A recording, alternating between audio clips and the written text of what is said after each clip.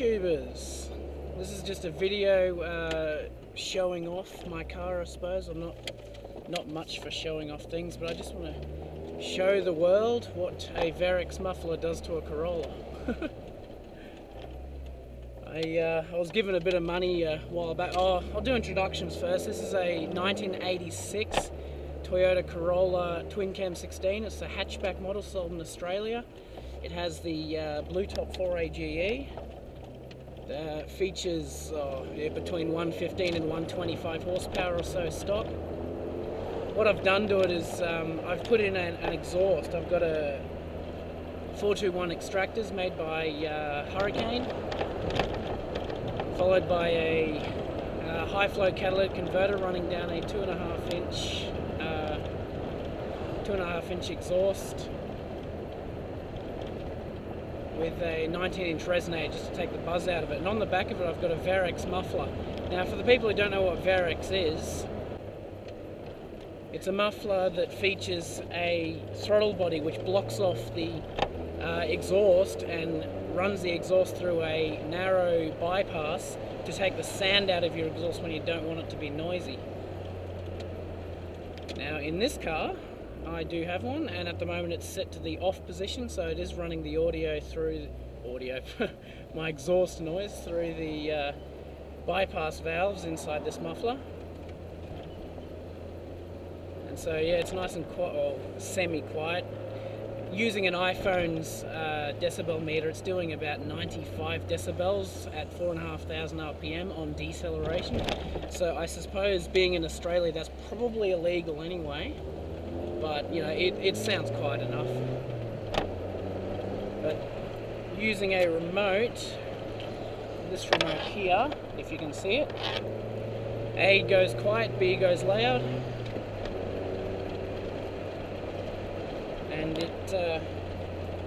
it becomes quite noisy. I'm hoping the microphone in my recorder here can actually handle it. But yeah, I'm just about to open it up. Alright, so this is quiet. I now got the exhaust open now. So it's a 2.5 inch exhaust system, 2.5 inch system, 19-inch resonator, 421 extractors or headers, depends on what country you're in and what you like to actually call them. So you're just keeping below 4,000 RPM. The red line in these are 7,500. Keeping below 4,000 RPM, you know, it's just a moderately deaf tone, so to speak. But if we just go back a few years, sitting at 6.5.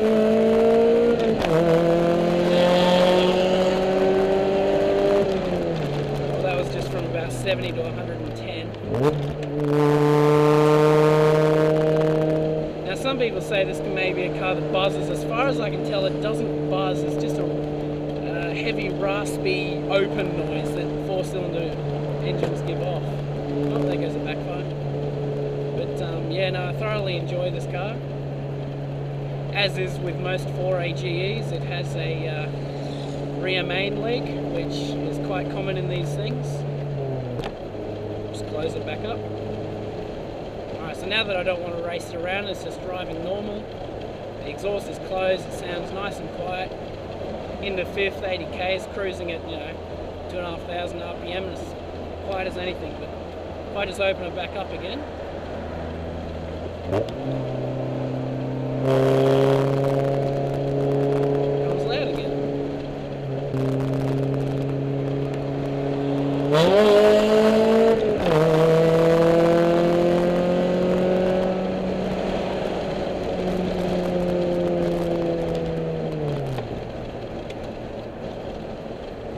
The car runs great. I try not to hammer it around too much, but I am making a preview video of it, so your guesstimations being about 0 to 100. 0 to 100 in maybe 10 seconds.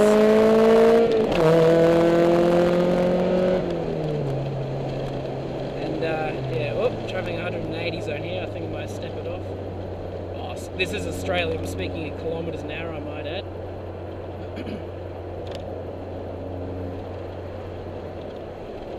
So once again, I've just closed the exhaust back up, guys, and look at that. Driving in a quiet car again. Obviously, I will mention that it does cut out a lot of your power. So if you're thinking you're going to race someone, which I do not condone at all, but you know, I do anyway sometimes. I do not condone it at all, but in the event that you do decide to race someone, if you have a Varex muffler, make sure it's open.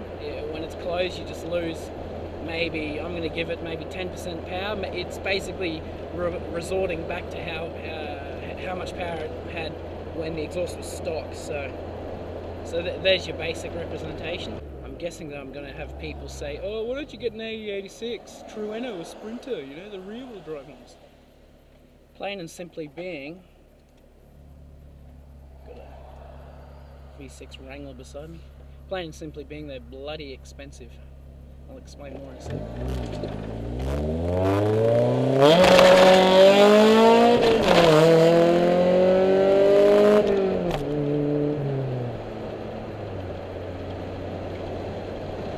I got this thing for $1,500 with roadworthy and rego.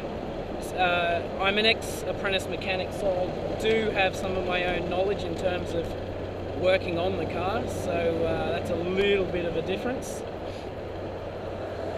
So maintaining is a little cheaper, but all up it's probably costed me maybe, excluding the exhaust, which was $1,600 all up, done by Mick at Men at Work Exhausts, Capalaba, Brisbane.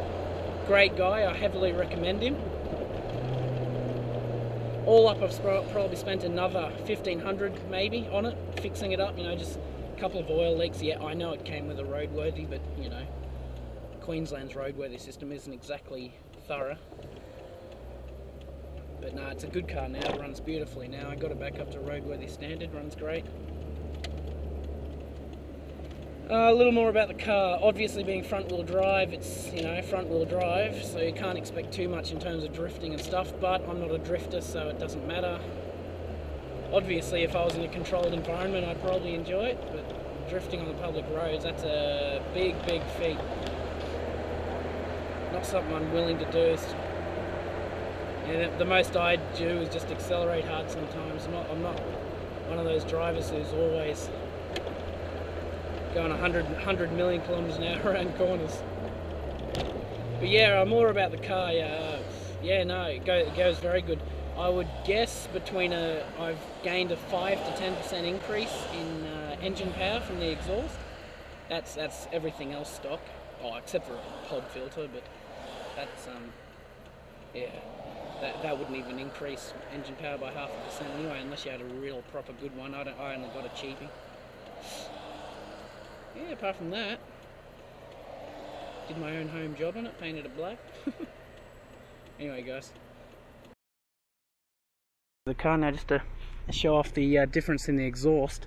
So this is your quiet Varex closed muffler sound.